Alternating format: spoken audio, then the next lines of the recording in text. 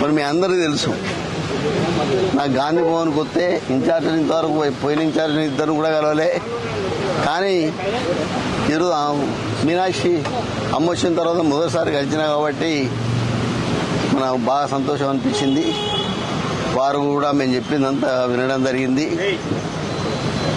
ఇలా ఒకటే మాట చెప్తున్నా, కాంగ్రెస్ పార్టీని బతికించుడు కొండమురళి ఉద్దేశం. కాంగ్రెస్ పార్టీని బతికించి ఇలా రాహుల్ గాంధీని ప్రధానమంత్రి చేయడం కొండమురళి ఉద్దేశం.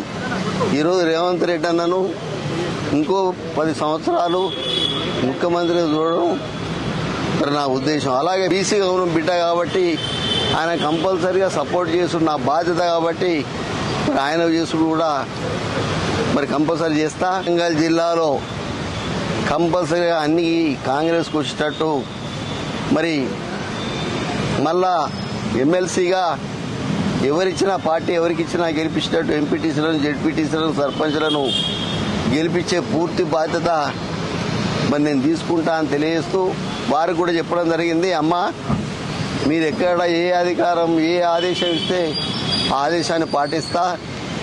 మరి నాకు ఈరోజు వైఎస్ రాజశేఖర రెడ్డి గారి దగ్గర నుంచి ఇప్పటి వరకు మరి నిబద్ధతతో పనిచేస్తుంది కాబట్టి మీరు కంపల్సరీగా మమ్మల్ని ఉపయోగించుకోవాల్సిన బాధ్యత ఉంది అని చెప్పి వారికి చెప్తే కంపల్సరీగా మేము ఉపయోగించుకుంటాం.